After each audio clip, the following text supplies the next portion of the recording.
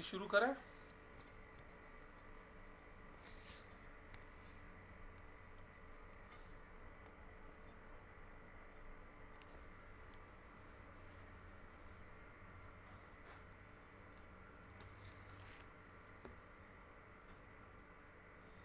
بسم اللہ الرحمن الرحیم.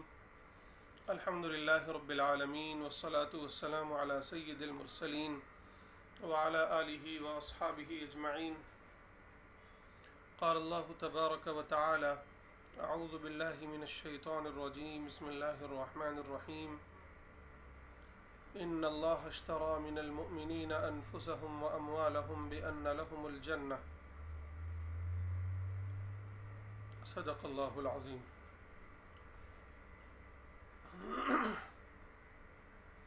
محترم اساتذہ اکرام اور عزیز طلبہ و طالبات، کل جو آپ سے گفتگو ہوئی تھی اس کا موضوع یہ تھا کہ ایمان کے بعد کسی بھی مومن سے، کسی بھی مسلمان سے جو سب سے پہلا مطالبہ ہے وہ ہے اطاعت و فرما برداری کا. یعنی اب میری اور آپ کی زندگی، ہر بندہ مومن کی زندگی اللہ کے حکم کے مطابق اور نبی کے طریقے پر گزرنے لگے، یہ ہے مطالبہ. اسی لیے اللہ تعالیٰ نے صاف لفظوں میں یوں فرمایا کہ یا ایھا الذین آمنوا ادخلوا فی السلم کافہ، اے ایمان والو اسلام میں فرما برداری میں پورے کے پورے داخل ہو جاؤ اور شیطان کی پیروی نہ کرو، وہ بے شک تمہارا دشمن ہے. جیسا کہ اس سے پہلے یہ بات آ چکی ہے کہ ہر انسان یہاں حالت امتحان میں ہے. اس کے سامنے دو راستے ہوتے ہیں، ایک رحمان کا راستہ یعنی اللہ کا راستہ، اور دوسرا ہوتا ہے شیطان کا راستہ. اللہ تعالیٰ یہ کہہ رہے ہیں کہ دیکھو رحمان کے راستے پر چلو، اپنے رب کے راستے پر چلو، اس کی فرما برداری اختیار کرو، اس کے احکامات کی پاسداری کرو، اس کے نبیوں نے جو طریقہ، جو سنتیں جاری کی ہیں، جو احکامات تمہیں دیے ہیں اس کو پورا کرو، اس پر چلو. اور شیطان جو تمہیں بہکاتا ہے، تمہارا دشمن ہے، تمہارا ازلی دشمن ہے، تمہیں جنت سے محروم کر دینا چاہتا ہے، تمہیں برائیوں کی طرف بلاتا ہے، تمہیں بے حیائی کی طرف بلاتا ہے، تمہیں گندی عادتوں کی طرف بلاتا ہے، تو اس کی پیروی نہ کرو.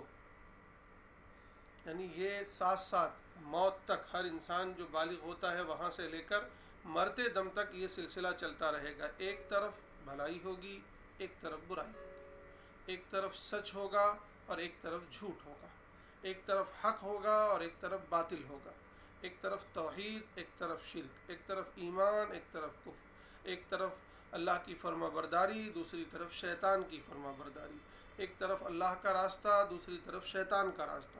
یہ دو راستے بالکل ساتھ ساتھ چلتے ہیں، یہ موت تک چلتے ہیں. زندگی کے ہر موڑ پر ہر انسان کو یہ ڈیسائیڈ کرنا پڑتا ہے کہ میں رحمان کے راستے پر چلوں یا شیطان کے راستے پر چلوں، میں رحمان کے بتائے ہوئے طریقے کو اپناؤں یا شیطان کے بتائے ہوئے طریقے پر بتاؤں. اللہ تعالیٰ کہہ رہے ہیں کہ اللہ کی فرما برداری میں داخل ہو جاؤ، شیطان کی پیروی نہ کرو، شیطان کے نقش قدم پر نہ چلو، کیونکہ شیطان گمراہی کی طرف چل کر وہ خود اللہ کے دربار سے محروم کر دیا گیا، اللہ کی رحمت سے محروم کر دیا گیا. اب اس کی پیروی تم بھی کرو گے تو تم بھی اللہ کی رحمتوں سے محروم ہو جاؤ گے. اب اس کے بعد جو بات آپ کے سامنے آئی تھی کہ یہ اسلام کیا صرف مسجد تک، نماز تک، روزے تک، حج تک محدود ہے؟ نہیں، بلکہ یہ پوری زندگی کو شامل ہے، پوری زندگی کو، کہ میری زندگی کا ہر لمحہ اللہ کی فرما برداری میں گزرے. میں مسجد میں رہوں پھر بھی اللہ کا فرما بردار رہوں، میں گھر میں رہوں پھر بھی اللہ کا فرما بردار رہوں، میں کسی اجتماع میں، کسی دینی پروگرام میں رہوں تب بھی اللہ کا فرما بردار رہوں، میں کہیں بازاروں میں، کہیں پارک میں، کہیں کسی کالج میں، کسی یونیورسٹی میں یا کسی بڑے سے بڑے پروگرام میں رہوں، کلچرل پروگرام ہو یا کوئی بھی پروگرام ہو، میں وہاں اللہ کا فرما بردار رہوں۔ یہ بالکل گویا ہمیں اور آپ کو بالکل پختہ عہد کر لینا چاہیے کہ کچھ بھی ہو جائے، کہیں بھی ہو جائے، ہم اپنے رب کے راستے کو نہیں چھوڑ سکتے، اپنے رب کے احکامات کی پیروی سے روگردانی نہیں کر سکتے زندگی کے ہر شعبے میں۔ اب اس میں 5 شعبے میں نے آپ کو گنوائے تھے۔ نمبر 1 ایمانیات، عقائد، کہ ہمارے عقائد وہی ہوں گے، ہم ایمان انہی چیزوں پر لائیں گے جس کی خبر ہمارے پیارے نبی صلی اللہ علیہ وسلم نے دی ہے۔ اور پھر نمبر 2 عبادات، جس میں خاص طور سے 4 ارکان آتے ہیں۔ نمبر 1 نماز، زکوٰۃ، روزہ اور حج، اور اس کے علاوہ بھی قربانی ہے، ذکر و اذکار ہے، تلاوت ہے، صدقہ و خیرات ہے۔ یہ جتنی چیزیں عبادات میں شامل ہوتی ہیں وہ ساری چیزیں اس میں شامل ہیں۔ اور پھر دوسرا شعبہ ہے زکوٰۃ، کہ اللہ تعالیٰ نے ہمارے مال میں بھی یہ لازم قرار دیا ہے کہ ہم اور آپ اپنے مال سے کچھ غریبوں اور مسکینوں کو دیا کریں، ان کو نوازا کریں۔ اللہ نے جو خاص طور سے جو 2.5% حصہ مقرر فرمایا ہے اس میں۔ اس کے بعد ہے روزہ، رمضان کے روزے فرض ہوتے ہیں، اس کو ادا کرنا، اس کی تمام باریکیوں کو سمجھنا اور پھر روزے رکھنا، یہ ہے۔ اور پھر اس کے بعد حج آتا ہے کہ زندگی میں ایک مرتبہ کم از کم بیت اللہ جا کر اللہ کے ہاں حاضری دے کر آنا اور حج کا فریضہ ادا کر کے آنا۔ اس پر انشاءاللہ تفصیل سے موقع ملا تو گفتگو کریں گے۔ آج کچھ قرآنی آیات جو میں نے آپ کے لیے منتخب کی ہیں، ان قرآنی آیات کو آپ کے سامنے پیش کروں گا تاکہ قرآن سے ہمارا رشتہ مضبوط رہے اور ہم قرآن کریم کے ذریعے سے سمجھ سکیں کہ اللہ کی فرما برداری اور اللہ کی اطاعت یا اللہ کے سامنے سرنڈر کر دینا کیا ہوتا ہے۔ آ جائیے، جو سب سے پہلی آیت آپ کے سامنے پیش کرنی ہے وہ یہ ہے کہ اللہ تعالیٰ فرماتے ہیں، سورۃ التوبہ کی آیت نمبر 111 ہے اور 12، یہ 2 آیتیں سب سے پہلے پڑھیں گے۔ اللہ تعالیٰ کہہ رہے ہیں، ان اللہ اشتری من المؤمنین انفسهم واموالهم بان لهم الجنہ، کہ بے شک اللہ تبارک و تعالیٰ نے خرید لیا ہے ایمان والوں سے ان کی جان کو اور ان کے مال کو۔ کیسے خریدا ہے، کس چیز کے بدلے میں خریدا ہے؟ فرمایا بِأَنَّ لَهُمُ الْجَنَّةَ، اس لیے کہ وہ ان کے لیے اس کے مقابلے میں جنت دے گا، یعنی جنت کے مقابلے میں اس نے آپ کی جان کو اور آپ کے مال کو خرید لیا ہے۔ حالانکہ یہ اللہ کا فضل ہے، اس کا کرم ہے، ورنہ تو یہ جان بھی اللہ ہی کا ہے، اللہ ہی کی ہے، اور یہ مال بھی اللہ ہی کا ہے، سب کچھ اللہ کا ہے۔ لیکن اس کے باوجود اللہ تعالیٰ یہ کہہ رہے ہیں کہ اے انسانوں، اگر تم ایمان لاتے ہو، تم لا الہ الا اللہ محمد الرسول اللہ پڑھتے ہو اور اپنے ایمان و یقین کا عہد کرتے ہو، تو گویا تم نے اپنی جان اور اپنا مال اللہ کے ہاتھوں بیچ دیا ہے۔ اب جب بیچ دیا ہے تو اس کا ریوارڈ تمہیں کیا ملنے والا ہے، اس کے بدلے میں کیا ملنے والا ہے؟ تمہیں جنت ملنے والی ہے۔ یعنی جنت چاہیے تو اپنی جان اور اپنا مال اللہ کے سپرد کر دو۔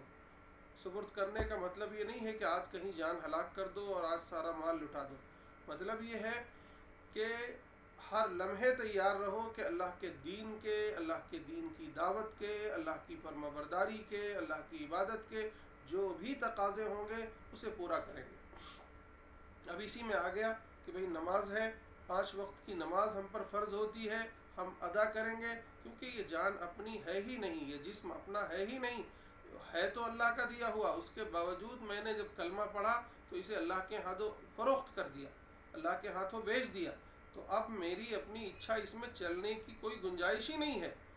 بھئی یہ موبائل جو میرے سامنے بیٹھا ہے، یہ موبائل میرا ہے تو میرا اختیار ہے اس پر، میں نے آپ کے ہاتھوں اسے بیچ دیا تو اب میرا کیا اختیار ہے؟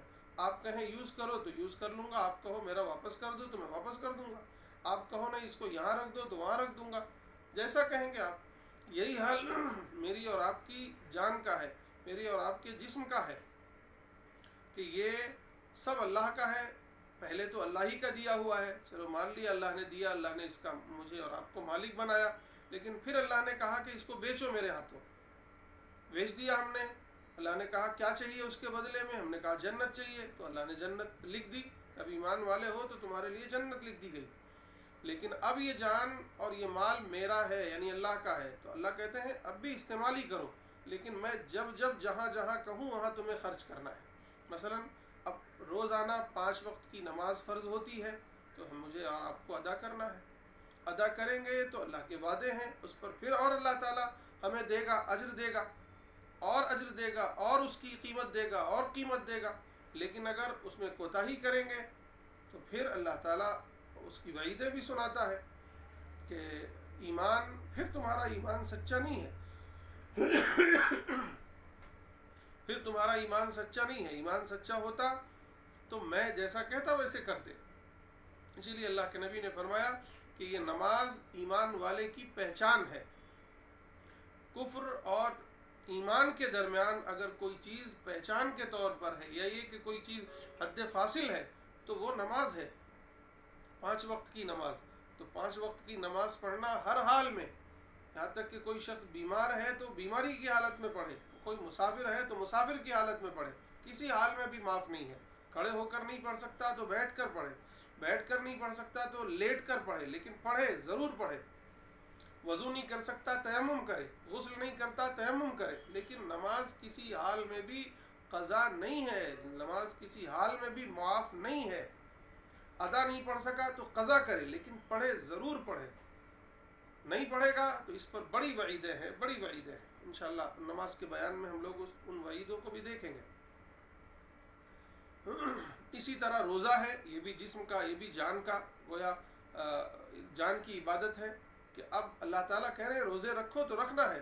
کیوں رکھنا ہے؟ کہ میں نے اپنی جان اللہ کے سپرد کر دیا ہے، اللہ کو بیچ دیا ہے۔ کہ حج کرنا ہے تو کرو، ہاں ٹھیک ہے کریں گے، قربانی کرنا ہے کریں گے، جو کچھ بھی ہے، سجدے کرنا ہے کریں گے، کیونکہ اب میری جان میری اپنی نہیں ہے، میں نے تو اللہ کے سپرد کر دیا ہے۔ اور اسی طرح وَأَمْوَالَهُمْ، مال بھی اللہ کو دے دیا ہے، بیچ دیا ہے جنت کے بدلے میں سارا مال۔ تو اب اللہ تعالیٰ کہتے ہیں زکوٰۃ ادا کرو، اپنے سارے مال کا سال بھر میں صرف 2.5% ادا کرو، تو ادا کریں گے۔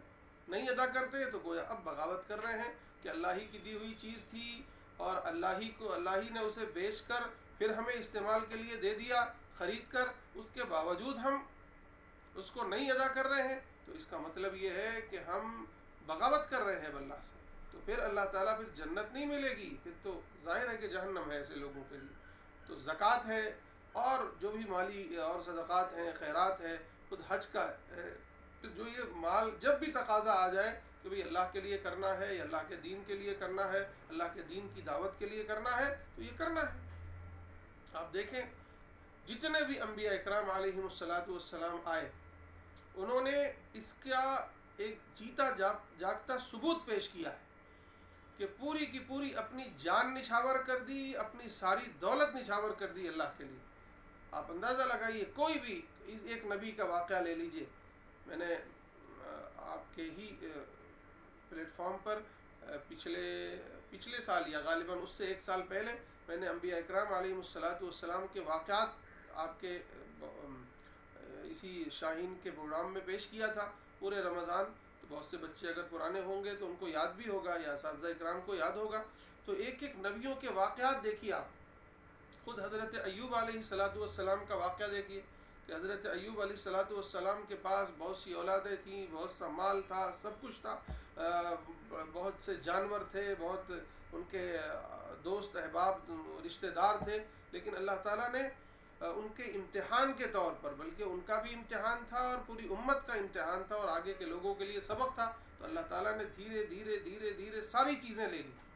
اب شیطان آتا تھا، بہکاتا تھا کہ دیکھو تم تو ایک رب کی عبادت کرتے ہو نا، میری عبادت نہیں کرتے ہو، بتوں کی عبادت نہیں کرتے ہو، لیکن تمہارا رب تم سے سب چھینتا جا رہا ہے، آخر کیا ہے؟ لیکن وہ یہ کہتے تھے کہ نہیں، میرا تو ہے ہی نہیں ہے تو کچھ، یہ اولادیں میری نہیں، یہ مال میرا نہیں، یہ دوست احباب میرے نہیں، یہ رشتہ دار میرے نہیں، یہ لاؤ لشکر میرا نہیں، کچھ بھی نہیں۔ یہاں تک کہ میری یہ صحت بھی، میری یہ زندگی بھی، میرا یہ جسم بھی میرا نہیں ہے، میرے اللہ کا ہے. وہ لے لے تو اس کی خوشی، وہ دے دے تو اس کی خوشی، کوئی بات نہیں، میں راضی برضا ہوں. اولادیں سب ختم ہو گئیں، انہوں نے صبر کیا. مال سب چلا گیا، انہوں نے صبر کیا. رشتہ داروں نے چھوڑ دیا، اس پر صبر کیا. اور جو دوست احباب ملنے جلنے والے تھے وہ چلے گئے، اس پر بھی صبر کیا. جتنے جانور تھے وہ سب ختم ہو گئے، اس پر بھی صبر کیا. جتنے مال و دولت تھی سب ختم ہو گئی، اس پر بھی صبر کیا.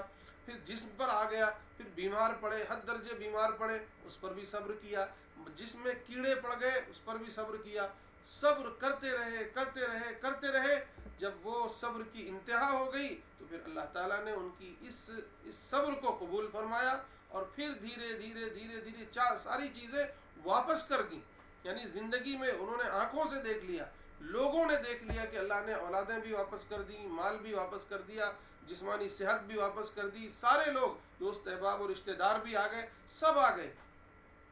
تو یہ مثال ہے صبر کی، یہ مثال ہے اس بات کی کہ جو اللہ کے خاص بندے ہوتے ہیں وہ اپنی جان، اپنا مال اللہ کے سپرد کر دیتے ہیں. سپرد کرنے کا مطلب یہ ہے کہ اب اللہ کے دین کے، اللہ کی دعوت کے، یا یہ کہ اللہ کی عبادت کے جو بھی تقاضے آئیں گے اس کو وہ برداشت کرتے ہیں. خود ہمارے پیارے نبی صلی اللہ علیہ وسلم کو دیکھیے، آپ کا پورا پریوار ہوتا ہے، آپ کا خاندان ہوتا ہے، آپ کی اہلیہ محترمہ حضرت خدیجہ رضی اللہ تعالی عنہ جو سب سے پہلی بیوی ہیں، نبوت سے پہلے آپ کی بیوی بنی اور مکے کی سب سے مالدار خاتون تھی آپ. لیکن جب پیارے نبی صلی اللہ علیہ وسلم کو نبوت عطا ہوئی اور انہوں نے ایمان قبول کیا، اور یہ بچیوں آپ کے لیے یہ شرف کی بات ہے کہ اس دھرتی پر پیارے نبی صلی اللہ علیہ وسلم پر سب سے پہلے ایمان لانے والی خاتون ہیں، حضرت خدیجہ ہیں. اور صرف ایمان لانے والی نہیں ہیں بلکہ ایمان لانے کے بعد اللہ کے نبی کو ساتھ لے کر اپنے چچا ورقہ بن نوفل کے پاس لے گئیں اور آپ کا سارا ماجرا سنایا. انہیں بھی گویا دعوت دی کہ دیکھیے یہ پیغمبر ہیں، گویا یہ پیغمبر بننے والے ہیں، اور ان پر یہ نشانیاں ظاہر ہو گئی ہیں، یہ وحی آئی ہے. اور گویا وہ داعی بھی بن گئی اسلام کی سب سے پہلی. اور صرف داعی نہیں بنی، انہوں نے اپنی ساری دولت کو اللہ کے نبی پر نچھاور کر دیا. وہ اصلاً اللہ کے نبی پر نچھاور نہیں تھا بلکہ اللہ پر نچھاور تھا، کہ جتنی دولت انہوں نے کمائی تھی، جو کچھ بھی ان کے پاس تھا، انہوں نے پیارے نبی صلی اللہ علیہ وسلم کے قدموں میں رکھ دیا کہ آپ اللہ کے دین کا کام کیجئے، اللہ کے دین کی دعوت کا کام کیجئے. میں اور میری یہ ساری دولت آپ کے لیے وقف ہے، میں آپ کی خدمت کروں گی، آپ کا ساتھ دوں گی. جب مکے والوں نے سب نے ساتھ چھوڑ دیا، حضرت خدیجہ آپ کے ساتھ کھڑی رہی. اور اللہ کے نبی صلی اللہ علیہ وسلم کو جب 3 سال تک شیب ابی طالب میں قید کیا گیا، ایک پہاڑی کا ایک علاقہ تھا جہاں آپ کو، آپ کے خاندان کو قید کر دیا گیا کہ یہیں رہو گے، یہاں سے باہر نہیں نکلو گے، کسی سے ملو گے نہیں، کوئی آپ سے کاروبار نہیں کرے گا، کوئی آپ کو کھانا نہیں پہنچائے گا، کوئی آپ کو پانی نہیں پہنچائے گا، کوئی مکمل بائیکاٹ کیا گیا. ایسے ماحول میں حضرت خدیجہ، حضرت ابو طالب اور بہت سے آپ کے پریوار کے لوگ آپ کے ساتھ کھڑے رہے. آپ بتائیں کہ حضرت خدیجہ جو سب سے معزز خاتون تھی، سب سے مالدار خاتون تھی مکے کی، اور بڑے بڑے سرداران ان کے پاس پیغام بھیجا کرتے تھے کہ آپ ہم سے نکاح کر لیں، آپ ہم سے نکاح کر لیں. لیکن انہوں نے گویا ایک یتیم سے، جو بہت مالدار نہیں تھے، ابھی کوئی اپنا کاروبار نہیں تھا، ابو طالب کے ساتھ رہا کرتے تھے، وہ بھی غریب انسان تھے، ان سے شادی کی. حضرت محمد صلی اللہ علیہ وسلم سے شادی کی. اور نہ صرف یہ کہ شادی کی بلکہ جب آپ کو نبوت ملی تو نبوت کے بعد سب سے پہلے آپ نے لبیک کہا، پھر آپ کی دعوت کو لے کر آپ آگے بڑھیں، آپ کا ساتھ دیا، ہر جگہ ساتھ دیا. یہاں تک کہ یہ شیب ابی طالب میں جب آپ کو مکمل بائیکاٹ کیا گیا تو اس میں بھی حضرت خدیجہ رضی اللہ تعالیٰ عنہ آپ کے ساتھ کھڑی رہیں. آپ کا سارا مال آپ نے نچھاور کر دیا، اپنی جان نچھاور کر دی. وہاں ایسی سچویشن بن گئی کہ وہاں گھاس کھانا پڑتا تھا، پتیاں کھانا پڑتی تھی، کچھ کھانے کو نہیں ہوتا تھا. تو وہ خاتون جو ناز و نام میں پلی تھی، شہزادی تھی مکے کی، انہوں نے اللہ کے لیے، اللہ کے رسول کے لیے سب کچھ قربان کر دیا، مال بھی اور جان بھی، اور پھر وہیں بیمار ہوئیں، اور بیمار ہونے کے بعد وہاں سے جب واپس آئیں تو پھر ان کا انتقال ہوا۔ تو یہ مثالیں ہیں نبیوں کی زندگی میں، دوسرے لوگوں کی زندگی میں، جنہوں نے اس آیت کو سمجھا کہ میں نے اپنی جان، اپنا مال اللہ کو بیچ دیا ہے۔ اب اگر جنت چاہیے تو یہ سمجھ کے رکھنا ہے کہ اگر اللہ کا مطالبہ آئے کہ چلو آگے بڑھو، جان کے یا جسمانی محنت یہ چاہیے تم سے، تو تیار ہے، مال یہاں خرچ کرنا ہے تو تیار ہے ہر لحاظ سے۔ اسی طرح اور بھی صحابہ کی مثالیں، خود اللہ کے نبی صلی اللہ علیہ وسلم کی مثال دیکھیے کہ آپ نے اللہ کے لیے، اللہ کے دین کی دعوت کے لیے کیا کیا برداشت نہیں کیا۔ لوگوں نے آپ کو پتھر مارے، لوگوں نے آپ کو قید کیا، لوگوں نے آپ کو برا بھلا کہا، وہی مکے والے جو آپ کو الصادق الامین کہا کرتے تھے، لیکن کیا ہوا؟ انہوں نے مکہ چھوڑنے پر مجبور کر دیا، آپ پر جنگ تھوپ دی، آپ کو جان سے مارنے کی کوشش کی، آپ کو زہر دیا گیا، کیا کیا نہیں ہوا، لیکن آپ نے اللہ کے لیے، اللہ کے دین کی دعوت کو، اللہ کے دین کے کام کو ہمیشہ اولیت دی اور آگے بڑھے۔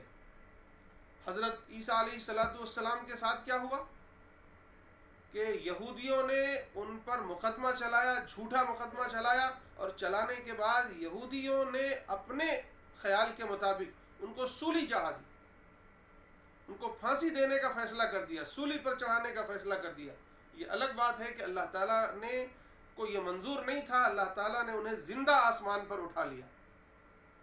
آج بھی وہ زندہ آسمان پر ہے اور قیامت کے قریب وہ واپس آئیں گے، لیکن تمام یہودیوں نے یہ کیا کہ انہیں سولی پر چڑھانے کی کوشش کی، لیکن انہوں نے کبھی پیچھے نہیں ہٹے، پیچھے ہٹ کر نہیں دیکھا کہ کیا ہو رہا ہے۔ حضرت ابراہیم علیہ السلام کے ساتھ کیا ہوا کہ پوری قوم مخالف ہو گئی، بادشاہ وقت نمرود مخالف ہو گیا، اور اس نے جلتی ہوئی ایک بہت خطرناک قسم کی آگ لگائی گئی، دہکائی گئی، جس کے شعلے آسمانوں کو چھوتے تھے، اس میں ان کو ڈالا گیا۔ انہوں نے کہا میں اللہ کو مانتا ہوں، اللہ کے دین کی دعوت دوسروں کو دیتا ہوں، میں نے گویا اپنی جان، اپنا مال اللہ کو بیچ دیا ہے، اب میں اللہ کا خادم ہوں، اللہ کے دین کا خادم ہوں، میں اللہ کے دین کا کام کرتا رہوں گا، اللہ کے دین کی دعوت کا کام کرتا رہوں گا، اب اس کے لیے کچھ بھی ہو جائے، چاہے مجھے آگ میں جلا دیا جائے، میں جل جاؤں گا۔ انہوں نے آگ میں جانا گوارا کر دیا، لیکن یہ گوارا نہیں کیا کہ کسی بت کو خدا مان لیں، یا کسی نمرود بادشاہ کو خدا مان لیں، یا یہ کہ دعوت دینا بند کر دے اللہ کے نبی کی، اللہ کے دین کی۔ آگ میں ڈال دیا گیا، چلے گئے آگ میں۔ یہ الگ بات ہے کہ اللہ تعالیٰ نے انہیں آگ سے بچا لیا، اس آگ کو ہی اللہ تعالیٰ نے گلے گلزار بنا دیا۔ اللہ تعالیٰ فرماتے ہیں قُلْنَا يَا نَارُ كُونِي بَرْدًا وَسَلَامًا عَلَىٰ إِبْرَاهِيمَ۔ تو میں عرض یہ کر رہا تھا میرے بچوں بچیوں کہ ہر ایمان والے سے جو مطالبہ ہے وہ یہ ہے کہ دیکھو تم نے کلمہ پڑھ لیا، تم نے اپنے آپ کو اللہ کے سپرد کر دیا، اللہ کے ہاتھوں بیچ دیا، اب جنت چاہیے تو اس کے تقاضوں پر کھڑے رہو۔ اللہ تعالیٰ کہتا ہے عبادت کرو تو عبادت کریں گے، اللہ تعالیٰ کا حکم آتا ہے کہ اس دین کو اپناؤ تو اپنائیں گے، اللہ تعالیٰ کا حکم آتا ہے کہ اب اس دین کی دعوت کو پوری دنیا میں لے کر پھرو تو پھریں گے۔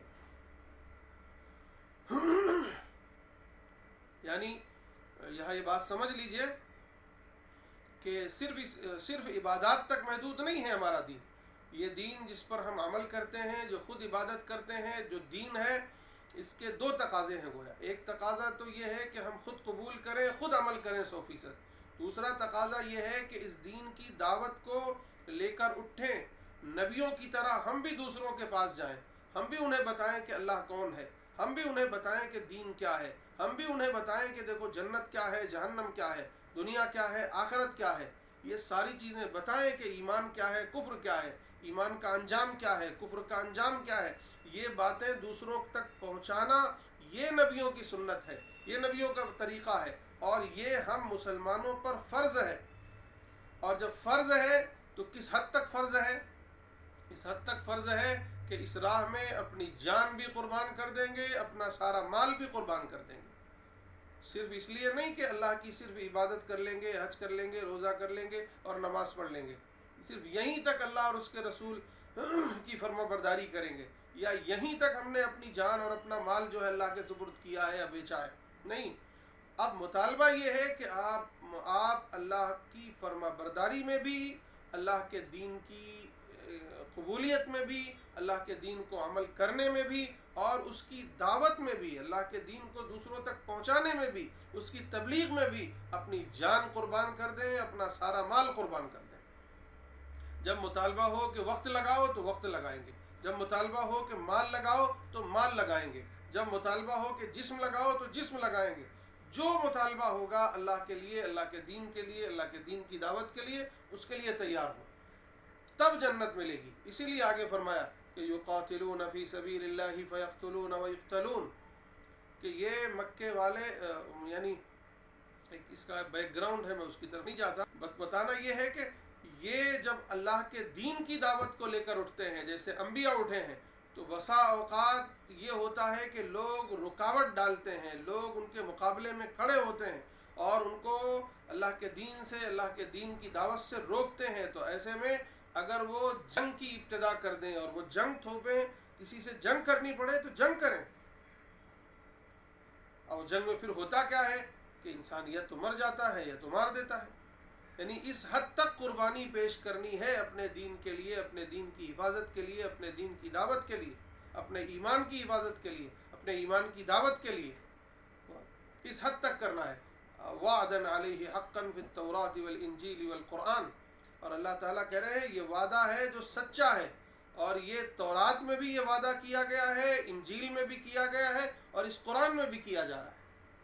وَمَنْ أَوْفَى بِعَهْدِهِ مِنَ اللَّهِ فَاسْتَبْشِرُوا بِبَيْعِكُمُ الَّذِي بَايَعْتُمْ بِهِ، اور جو شخص اپنے اس عہد کو پورا کر دے تو پھر اس کو خوشخبری ہے کہ اس نے بہت اچھی تجارت کی ہے، بہت اچھی تجارت کی ہے، اور ایسی تجارت ہے، یہ ایسی تجارت ہے کہ اللہ تعالیٰ خوشخبری دے رہے ہیں وَذَلِكَ هُوَ الْفَوْزُ الْعَظِيمُ، کہ یہ سب سے بڑی کامیابی ہے، سب سے بڑی کامیابی ہے۔ ایک واقعہ مجھے یاد آ رہا ہے ایک صحابی کا، کہ ایک صحابی جب ہجرت کا موقع تھا تو وہ اپنی بیوی اور چھوٹے بچے کے ساتھ مدینہ ہجرت کرنے کے لیے نکلے، تو ان کے پاس اونٹ پر لدا ہوا ایک بہت سارا مال بھی تھا جو مکے میں انہوں نے کمایا تھا۔ جب وہ نکلے ہجرت کے لیے تو مکے والے آ کر کے انہوں نے راستہ روک دیا، انہوں نے کہا کہ تم کہاں جا رہے ہو؟ انہوں نے کہا مدینے جا رہے ہیں۔ تو انہوں نے کہا دیکھو تم یہاں آئے تھے مکے میں تو بالکل غریب لاچار تھے، تم نے مکے میں آ کر تجارت کی، کاروبار کیا، اور اتنا سارا مال تمہارا اکٹھا ہو گیا کہ تم ایک اونٹ پر لاد کر جا رہے ہو، تمہیں ہم ایسے نہیں جانے دیں گے، نہیں جانے دیں گے ایسے۔ تو انہوں نے کہا کیا کروں پھر؟ انہوں نے کہا کہ اگر جانا ہے تو یہ سارا مال ہمیں دے دو پھر جاؤ تم۔ تو انہوں نے کہا جانے دو گے؟ تو مکے والوں نے کہا ہم جانے دیں گے۔ تو انہوں نے کہا ٹھیک ہے یہ سارا مال لے لو، میں خالی ہاتھ مفلس سی کی حالت میں، بالکل خالی ہاتھ میں اللہ کے نبی کی خدمت میں حاضر ہوں گا۔ انہوں نے اپنا سارا مال مکے والوں کے لیے چھوڑ دیا کہ لے جاؤ، لیکن میرے ساتھ میرا ایمان ہے، میں اپنے ایمان کے ساتھ جاؤں گا۔ اب بچوں ذرا غور کرو کہ یہ ایمان کتنی اہم چیز ہے۔ ایک انسان جب اس ایمان کو قبول کرتا ہے تو وہ اپنی جان اور اپنا مال اللہ کے سپرد کر دیتا ہے۔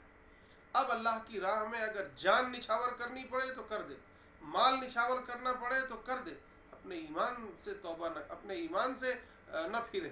دیکھو انہوں نے سارا مال جو کچھ کمایا تھا، زندگی بھر کی کمائی، انہوں نے سب واپس کر دیا، کہا میرا ایمان زیادہ عزیز ہے مجھے۔ ادھر یہ چلتے ہیں، ادھر پیارے نبی صلی اللہ علیہ وسلم کو وحی سے خبر کر دی جاتی ہے، اور آپ مدینے میں بیٹھ کر صحابہ کو جمع کرتے ہیں اور کہتے ہیں دیکھو فلاں شخص، غالباً وہ عمیر یا کیا نام تھا مجھے یاد نہیں آ رہا ہے ابھی، وہ فلاں کی تجارت بڑی کامیاب رہی، بڑی کامیاب رہی، بڑی کامیاب رہی. ادھر انہوں نے تجارت کی. کیسی تجارت تھی؟ یعنی انہوں نے ایمان کے مقابلے میں اپنا سارا مال بیچ دیا. ایمان خرید لیا گویا مال بیچ کر، اپنا سارا مال، زندگی بھر کی کمائی بیچ کر ایمان کو بچا لیا. اور ادھر پیارے نبی کہہ رہے ہیں کہ ان کی تجارت بڑی کامیاب رہی، بڑی کامیاب رہی. یہ ہے اصل. تو آج ہمیں اور آپ کو بھی اللہ نے یہ ایمان عطا فرمایا ہے، تو اس ایمان کی قدر کرنا، اس ایمان کے مقابلے میں، اللہ کے دین کے مقابلے میں ہر چیز نچھاور ہے، ہر چیز. خیر، تو اللہ تعالیٰ کہہ رہے ہیں کہ جو ایسا کر دے اس کے لیے خوشخبری ہے کہ وہ اصل کامیابی اسے مل گئی. اب آگے فرمایا کہ اب یہ بندہ جب اپنے آپ کو، اپنی جان کو، اپنے مال کو بیچ دیتا ہے تو پھر التائبون، وہ توبہ کرنے والا ہوتا ہے. ہر انسان گناہوں کا پتلا ہے، روزانہ اسے کچھ نہ کچھ گناہ ہو ہی جاتے ہیں، تو اس کو چاہیے کہ وہ توبہ کرے اللہ سے. پیارے نبی صلی اللہ علیہ وسلم کا معمول تھا کہ آپ 70 مرتبہ کم سے کم روزانہ استغفار کرتے تھے، توبہ کرتے تھے. تو ہمیں اور آپ کو بھی چاہیے کہ ہم روزانہ کم از کم 70 مرتبہ استغفار کریں. ایک تسبیح تو کم سے کم روزانہ استغفار کی پڑھ لیا کریں. تو توبہ کریں اللہ سے. یہ رمضان کا مہینہ ہے، اس میں جو بھی گناہ ہوئے ہوں گے وہ سب معاف ہو جائیں گے. اللہ سے شرط یہ ہے کہ توبہ کر لیں. تو وہ نمبر 1 توبہ کرنے والے ہوتے ہیں. العابدون، اللہ کی خوب عبادت کرنے والے ہوتے ہیں، روزہ رکھنے والے، نماز پڑھنے والے، ذکر کرنے والے، قربانی کرنے والے، دعائیں کرنے والے، نوافل پڑھنے والے، وہ خوب. الحامدون، اللہ کی خوب حمد و ثنا کرنے والے، خوب اس کا شکرانہ ادا کرنے والے ہوتے ہیں. یعنی اللہ کی حمد و ثنا بیان کرتے ہیں. اللہ کی حمد و ثنا یہ بھی ہے کہ ہم اور آپ ذکر کریں اس کا، الحمدللہ کا ذکر کرتے رہیں، چلتے پھرتے اٹھتے بیٹھتے الحمدللہ پڑھتے رہیں، کہتے رہیں. یہ پیارے نبی صلی اللہ علیہ وسلم کی سنت ہے. کھانا کھائے تب الحمدللہ، باتھ روم سے آئے تب الحمدللہ، سو کر اٹھے تب الحمدللہ. یہ ساری دعائیں جو منقول ہیں وہ یہی اصل میں شکرانے کی دعائیں ہیں، الحمدللہ ہی ہے. تو یہ بھی ہے کہ زبان سے کریں، اور یہ بھی ہے کہ دل سے اللہ کی حمد و ثنا، ہمارا دل ہمیشہ اللہ کی حمد و ثنا میں سرشار رہے. اور سب سے بڑی بات یہ ہے کہ اللہ کی حمد و ثنا اللہ کے بندوں کے سامنے، دوسروں کے سامنے بھی بیان کریں کہ اللہ وہ ہے کہ جس نے یہ کیا ہے، اللہ وہ ہے جس کا یہ شکرانہ ہے. یعنی اللہ کی دعوت لوگوں کے سامنے پیش کرنا، اللہ کے دین کی دعوت کو پیش کرنا. اور اس میں سب سے بڑی بات یہ ہے کہ اللہ کے بارے میں دوسروں کو بتانا، اللہ کی بڑائی بیان کرنا، اللہ کی حمد و ثنا بیان کرنا کہ دیکھو بھائی آپ ہیں، میں ہوں، یہ پورا سنسار ہے، اس کا چلانے والا کون ہے؟ اللہ ہے.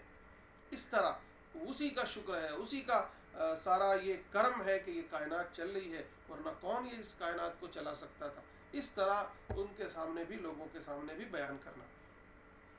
اس کے بعد فرمایا الصائحون، اور یہ کہ یہ روزے رکھتے ہیں، روزے رکھنے والے ہوتے ہیں. ہم اور آپ روزے رکھتے ہیں، اور ہمیں اور آپ کو روزہ رکھنا بھی چاہیے. الراکعون، خوب رکوع کرنے والے ہیں، نماز میں رکوع کرتے ہیں. تو وہ اس کے بارے میں کہا جا رہا ہے کہ یہ رکوع سے پیچھے نہیں ہٹتے، رکوع کرتے رہتے ہیں. الساجدون، خوب سجدے کرتے ہیں، خوب نمازیں پڑھتے ہیں. الآمرون بالمعروف، یہ لوگوں کو بھلائی کا حکم کرتے ہیں. والناہون عن المنکر، اور برائیوں سے روکتے ہیں. یعنی یہ ایمان والے لوگوں کے فرائض میں سے ہے. یہ ایمان والوں پر ایک فریضہ عائد ہوتا ہے کہ وہ بھلائی کا حکم کریں اور برائی سے روکیں.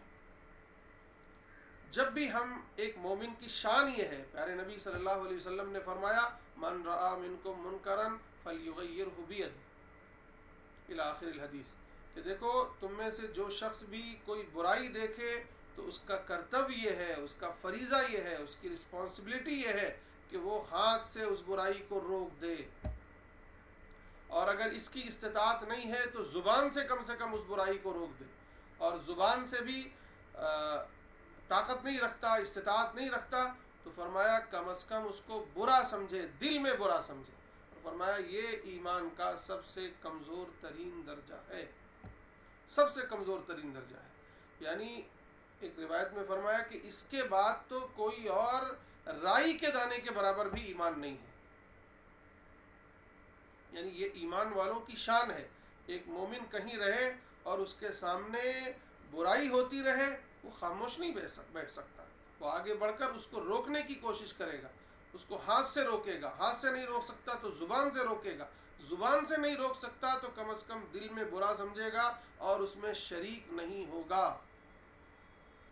اس میں شریک نہیں ہوگا, کم سے کم دل میں برا سمجھے گا اور کوشش کرے گا کہ اللہ تعالیٰ جب بھی موقع دیں گے میں اس برائی کو, اس سماج سے اس برائی کو ختم کروں گا.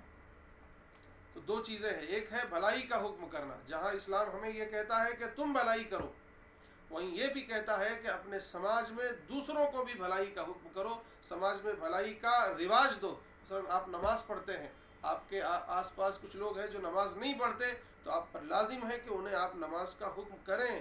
آپ سچ بولتے ہیں, کچھ لوگ ایسے ہیں جو جھوٹ بولتے ہیں, جھوٹ بولتے ہیں, تو ان کو جھوٹ سے روکنا, انہیں سچ کی ترغیب دینا, یہ آپ کی ذمہ داری ہے. آپ ایمان والے ہیں اور کتنے ایسے لوگ ہیں جو غیر ایمان والے ہیں, تو آپ پر لازم ہے کہ آپ خود جیسے ایمان لائے ہیں دوسروں کو بھی ایمان کی دعوت دیں, دوسروں کو بھی بتائیں کہ دیکھو تمہارا رب ہے اس پر ایمان لے آؤ, تمہارا رب کا دین ہے اس پر ایمان لے آؤ. یہ بتانا پڑے گا, یہ سمجھانا پڑے گا. یہ میری اور آپ کی شان ہے. ایک مسلمان جہاں کہیں بھی رہے اسی اسپرٹ اور اسی روح کے ساتھ رہے, اسی کے ساتھ رہے. اگر رہتا ہے تو پھر وہ ایمان والا ہے, اور اگر نہیں رہتا ہے تو پھر فرمایا اللہ کے نبی نے کہ وہ ایمان والا ہی نہیں ہے, ایمان والا ہی نہیں ہے. آخری درجہ یہ ہے کہ دل میں برا سمجھے, اور یہ دل میں برا سمجھنا بھی ختم ہو گیا تو پھر ایمان باقی نہیں رہا. عام طور پر اپنے یہاں یہ اس کا رواج تو ہے کہ بھلائی کا حکم ہم دوسروں کو کرتے ہیں, نماز کا حکم کرتے ہیں اور بھلائی کا حکم کرتے ہیں, لیکن برائیوں سے روکنے کا رواج ختم ہو گیا ہے. بھئی کوئی بندہ ہے, ابھی روزے کا موقع ہے, آپ سب ہاسٹل میں رہتے ہیں, تو پتہ چلا روزے کی حالت میں کوئی کسی کو ستا رہا ہے, کوئی جھوٹ بول رہا ہے, کوئی غیبت کر رہا ہے, کوئی گالی گلوچ کر رہا ہے, کوئی گندی باتیں کر رہا ہے, کوئی کچھ اور برائی کر رہا ہے, تو آپ پر لازم ہے کہ آپ اسے روکیں. لیکن روکنے کا طریقہ جھگڑنے والا نہ ہو, روکنے کا طریقہ ملامت والا نہ ہو, روکنے کا طریقہ اس کو ذلیل کرنے والا نہ ہو, بلکہ تنہائی میں روکا جائے, اس کو برائی یعنی اس کو محبت سے روکا جائے, اور شفقت سے اس پر ہاتھ پھیر کر اس کو کہو کہ بھائی دیکھو یہ بات غلط ہے, یہ نہیں ہونا چاہیے. آپ روزے کی حالت میں ہیں, آپ ایمان والے ہیں, آپ مومن ہیں, آپ کو ایسا نہیں کرنا چاہیے. یعنی محبت سے, ہمدردی کے ساتھ, خیرخواہی کے ساتھ, حکمت کے ساتھ اس سے بولیں. ایسا مجلس میں مان لیجئے 4 لوگ بیٹھے ہیں, تو اور آپ نے دیکھا کہ یہ بندہ جو ہے یہ غیبت کرتا ہے, تو آپ مجلس میں اس کو روک دیں گے تو اس کو اندر ضد پیدا ہوگی. نہیں, آپ وہاں سے اٹھ جائیں یا یہ کہیں کہ بھائی دیکھو یہ غیبت ہو رہی ہے, ایسا نہیں ہونا چاہیے. محبت سے, شفقت سے کہہ کے اٹھ جائیں, اور بعد میں جو بندہ غیبت کرنے والا ہے اس کو تنہائی میں جائیں اور بتائیں کہ دیکھو آپ ایمان والے ہیں, آپ روزے کی حالت میں ہیں, آپ کو غیبت نہیں کرنا چاہیے. آپ تو ماشاءاللہ بہت اچھے بچے ہیں, آپ کی شایان شان یہ نہیں ہے کہ آپ اپنے مردار بھائی کا گوشت کھائیں. قرآن میں کہا گیا ہے جو کوئی غیبت کرتا ہے وہ اپنے مردار بھائی کا گوشت کھاتا ہے. اتنا گندا. اسی طرح جھوٹ ہے. عام طور پر جھوٹ کو اب برائی سمجھا ہی نہیں جاتا. آپ لوگ بچے ہیں, آپ ابھی سے دھیان دیجئے کہ ہمیں جھوٹ نہیں بولنا ہے, ہر حال میں سچ بولنا ہے, ہر حال میں سچ بولنا ہے, جھوٹ کبھی نہیں بولنا ہے. جھوٹ کوئی بولتا ہوا نظر آئے یا خود آپ سے جھوٹ نکل جائے تو اپنے آپ کو کہو, اپنے آپ کو دعوت دو کہ تم کیا کر رہے ہو. مسلمان ہو کر اللہ کے نبی صلی اللہ علیہ وسلم سے پوچھا گیا کہ مومن یہ کام کر سکتا ہے, مومن وہ کام کر سکتا ہے, مومن وہ, آپ نے کہا ہاں. آپ پوچھا گیا مومن جھوٹ بول سکتا ہے, آپ نے کہا نہیں, مومن جھوٹ نہیں بول سکتا. ایمان والا نام ہی یہ ہے کہ وہ سچا ہے. پیارے نبی صلی اللہ علیہ وسلم کو کفار مشرکین کہتے تھے کہ یہ سچے ہیں. تب آپ اندازہ لگائیے. تو خیر, ایک صفت یہ ہے کہ بھلائی کا حکم کرنا اور برائی سے روکنا. والحافظون لحدود اللہ, اور اللہ کے جو قوانین ہیں, اللہ کے جو حدود متعین ہیں اس کی پاسداری کرنا. یہ کیا ہے, اس کی ذرا تفصیل سمجھیے. اللہ کے حدود یہ ہیں کہ یہ چیز جائز ہے, یہ چیز ناجائز ہے. یہ چیز حرام ہے، یہ چیز حلال ہے، یہ اللہ کے حدود کہلاتے ہیں۔ حد بندی ہوتی ہے نا، جیسے آپ کے شاہین کی باؤنڈری ہے، یہ گویا ایک حد ہے، اس کے اندر آپ کی اکیڈمی ہے، اس کے باہر نہیں ہے۔ تو ایسے ہی اسلام کی کچھ حدود بندیاں ہیں، مثلا کیا کھانا ہے اور کیا نہیں کھانا ہے، اس کے درمیان ایک حد ہے، ایک حد فاصل ہے کہ یہ چیز حرام ہے، یہ چیز حلال ہے۔ پانی حلال ہے، شراب حرام ہے۔ اسی طرح اور بھی جو چیزیں ہیں، بہت سی چیزیں ہیں حرام و حلال کی، مثلا رشتے ہیں، یہ رشتے حرام ہیں، یہ رشتے حلال ہیں۔ باپ کے رشتے، بھائی کے رشتے، ماں کے رشتے، خالہ کے رشتے، جو محرم رشتے کہلاتے ہیں، یہ حلال رشتے ہیں۔ اور جو دور کے رشتے ہیں، یہ جو آج کل فیشن چل گیا ہے، حالانکہ کہنا نہیں چاہیے، لیکن اس لیے کہتا ہوں تاکہ آپ چوکندہ رہیں۔ آپ بہت ابھی نئی عمر کے ہیں، معصوم ہیں، دنیا بھر میں اس طرح کے فیشن چلائے جاتے ہیں۔ ابھی جو ویلنٹائن ڈے آیا تھا تو اس میں ایک فیشن چلایا جاتا ہے، سوشل میڈیا کے ذریعے فیشن چلایا جاتا ہے، کوئی فیس بک پہ، کوئی انسٹاگرام پہ، کوئی جو ہے کیا کہتے ہیں اسنیپ چیٹ پہ، کوئی واٹس ایپ پہ دوستیاں کرتے ہیں۔ یہ جو نامحرموں سے دوستیاں ہوتی ہیں، گرل فرینڈ یا بوائے فرینڈ کا جو کلچر ہے، یہ سراسر حرام ہے۔ کسی نامحرم کو دیکھنا، بات کرنا، اس سے کسی طرح کی دوستی کرنا، یہ بالکل ناجائز اور حرام ہے۔ یہ گویا اللہ کی قائم کردہ حد بندی ہے۔ اسلام نے تو یہاں تک ہمیں بتایا ہے کہ آپ کا کوئی چچا زاد ہے، آپ کا پھوپھی زاد ہے، آپ کا خالہ زاد ہے، اس کے ذریعے بھی، اس کے ساتھ بھی آپ کے تعلقات نہیں ہو سکتے، اس سے بھی آپ کو پردہ کرنا ہے۔ یہ مردوں کے لیے بھی ہے، عورتوں کے لیے بھی ہے۔ مرد حضرات ایسا نہیں ہے کہ بہنوں، یہ پھوپھی ذات بہنوں اور پھوپھی خالہ ذات بہنوں اور چچا ذات بہنوں اور رشتہ داروں کی بہنوں کے ساتھ رہیں، نہیں۔ ایک حد تک ضرورت کے تحت کوئی آنا جانا کہیں ہوا، کوئی چیز بات چیت ہوئی، نارمل جو خاندان میں ہوتا ہے وہ تو ٹھیک ہے، لیکن ان سے دوستی کرنا، ان کے ساتھ تنہائی میں رہنا یا اس طرح کی کوئی بات، اس سے بالکل دور رہنا۔ تو یہ جو کلچر چلا ہوا ہے، یہ برا، یہ ہمارا نہ مشرقی کلچر ہے نہ اسلامی کلچر ہے، یہ مغرب کا کلچر ہے، یہ شیطانی کلچر ہے۔ اس طرح کے کوئی رشتے ہوتے ہی نہیں ہیں۔ میرے بچوں اور بچیوں سمجھ لو، یہ بہت سے لوگ اس میں دھوکہ دیتے ہیں کہ یہ بہت پاکیزہ رشتہ ہے، بالکل نہیں پاکیزہ۔ یہ سوائے گندگی کے، سوائے حرام کاری کے، یہ کچھ بھی نہیں ہے۔ یہ صرف یہ رشتے بنتے ہی ہیں جو ہے وہ اپنی خواہشات کو پورا کرنے کے لیے، یہ بنتے ہی ہے شیطانی وساوس کے ذریعے سے۔ اس لیے ان رشتوں سے بالکل دور رہیں۔ اسی طرح کھانا پانی ہے، کیا چیز کھانا ہے، کیا چیز نہیں کھانا ہے، اللہ نے حدود متعین کی، کون سا جانور حلال ہے، کون سا جانور حرام ہے، یہ اللہ کے حدود ہے۔ تو جو لوگ ایمان والے ہوتے ہیں، اپنے آپ کو اللہ کے سپرد کر دیتے ہیں، اپنے آپ کو جنت کے بدلے اللہ کے ہاتھوں بیچ دیتے ہیں، وہ جو ہے اللہ کے حدود کی پابندی کرنے والے ہوتے ہیں، کہ وہ پوری زندگی یہ خیال رکھتے ہیں کہ کیا جائز ہے اور کیا ناجائز ہے۔ بھئی تجارت کا مال حلال ہے، سود کا مال حرام ہے، ایک بالکل صاف ہے۔ اس لیے ایک مومن سود استعمال نہیں کر سکتا، انٹرسٹ استعمال نہیں کر سکتا۔ ماں باپ کے ساتھ، بھائی بہنوں کے ساتھ، محرم رشتوں کے ساتھ تعلقات جائز ہیں، رہیں گے، ساتھ رہیں گے، بات چیت کریں گے، ہنسی مذاق بھی کریں گے، سب کچھ کریں گے، ساتھ ٹہلیں گے، گھومیں گے، کھیلیں گے، جو بھی ہوگا، جو جائز رشتے ہیں۔ لیکن جو ناجائز رشتے ہیں وہ جائز نہیں ہیں، ان سے دور رہنا ہے۔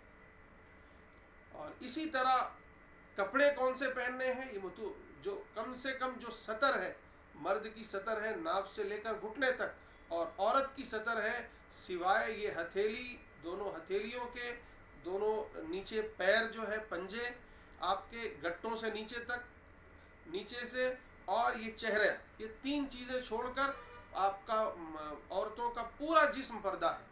پورے جسم کا پردہ کرنا عام طور پر یہ ہم اور آپ اس کی توجہ نہیں دیتے کہ اب یہ آستین ہے، کہ یہ آستین کھلی رہتی ہے، کسی کی آستین یہاں تک، کسی کی آستین یہاں تک ہوتی ہے، یہ بالکل ناجائز ہے۔ جتنا حصہ کھلا ہے یہ پردے کا حصہ ہے، یہ سطر کا حصہ ہے، یہ آپ کھولے رہیں گے تو آپ کو گناہ مل رہا ہے۔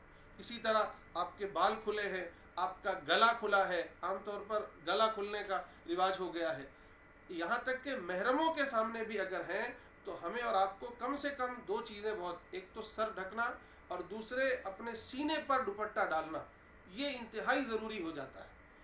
تو یہ کپڑے کے بارے میں ہے، کھانے کے بارے میں ہے، رہن سہن کے بارے میں ہے، یہ ساری چیزیں اللہ نے ہمارے لیے حدود متعین کی کہ یہ تمہیں کرنا ہے اور یہ نہیں کرنا ہے، یہ جائز ہے اور یہ ناجائز ہے، یہ حرام ہے اور یہ حلال ہے، یہ حدود باقاعدہ متعین ہے۔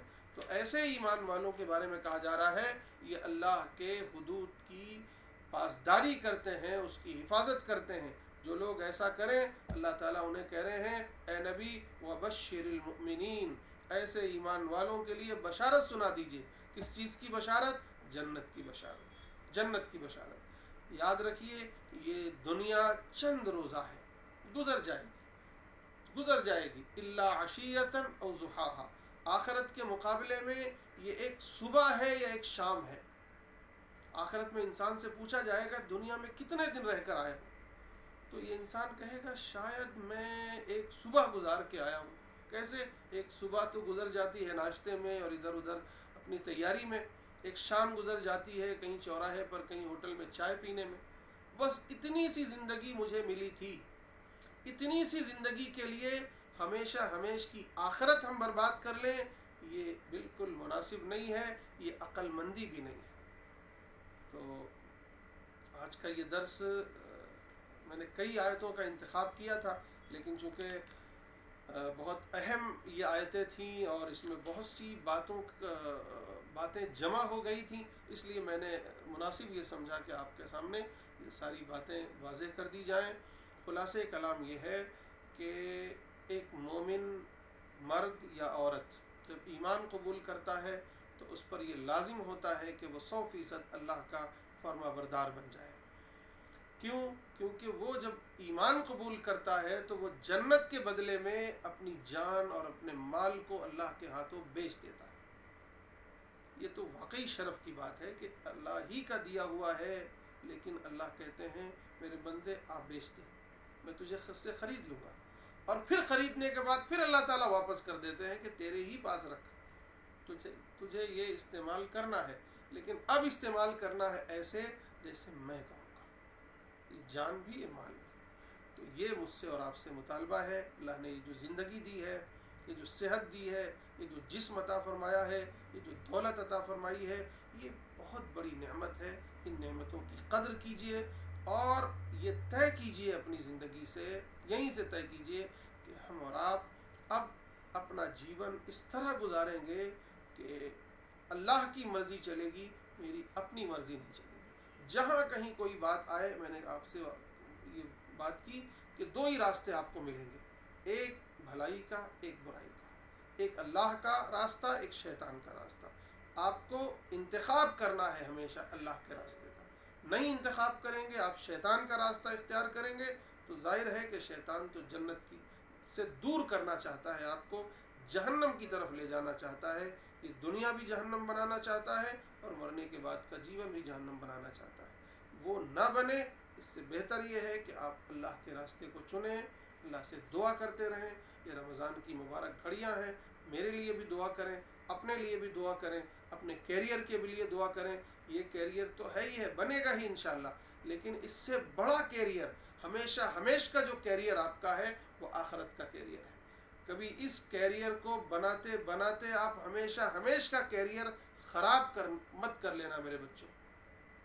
غور سے سنو، پھر سے کہتا ہوں کہ کہیں ایسا نہ ہو کہ اس چھوٹے سے کیریئر کو ایک صبح یا ایک شام والی، یعنی یہ زندگی کی چھوٹے سے کیریئر کو بناتے ہوئے آپ آخرت کا جو ہمیشہ ہمیش کا کیریئر ہے، جو ابد تک ہے، کبھی ختم ہونے والا کیریئر نہیں ہے، وہ خراب مت کر لینا، کبھی مت خراب کر لینا۔ اس کے لیے آسان یہی ہے کہ ہمیشہ یہ سوچو کہ میرے رب کا حکم کیا ہے، میرے نبی کا طریقہ کیا ہے، میں اس سے کوئی سمجھوتا نہیں کر سکتا، یہ کیریئر بنے یا بھاڑ میں جائے، لیکن میں وعدہ کرتا ہوں کہ یہ کیریئر آپ کا بنے گا ہی، بگڑے گا نہیں اگر آپ نے اللہ اور اس کے رسول کے طریقے کو اپنایا ہے۔ خود قرآن میں اللہ تعالیٰ کہتے ہیں وَمَن يَتَّقِ اللَّهَ يَجْعَل لَّهُ مَخْرَجًا، بظاہر لگے گا کہ آپ کے لیے راستے تنگ ہو گئے ہیں، یہ ہو گیا ہے، وہ ہو گیا ہے، وہ ہو گیا ہے، آپ نے اگر پردہ کیا یا آپ نے اگر دینداری دکھائی تو یہ ہو جائے گا، وہ ہو جائے گا، اللہ تعالیٰ کہتے ہیں نہیں، گھبراؤ مت، سب کرنے والا میں ہوں۔ جو تقوی اختیار کرے گا، اللہ سے ڈرے گا اور برائیوں سے بچے گا، اللہ تعالیٰ اس کے لیے راستے کھول دیں گے، ہر تنگ سے تنگ راستہ اس کے لیے کشادہ ہو جائے گا۔ یہ اللہ کا وعدہ ہے، اور میں آپ سے یہ وعدہ کرتا ہوں کہ آج یہ طے کر لیجئے تو انشاءاللہ آپ کے لیے راستے کھل جائیں گے۔ کبھی مایوس نہ ہوئیے گا، اللہ پہ بھروسہ رکھیے، کبھی دین سے، شریعت سے کوئی سمجھوتا مت کریے، اللہ تعالیٰ راستے کھولیں گے۔ اللہ تعالیٰ مجھے بھی، آپ سب کو بھی عمل کی توفیق نصیب فرمائے۔ وآخر دعوانا ان الحمد للہ رب العالمین۔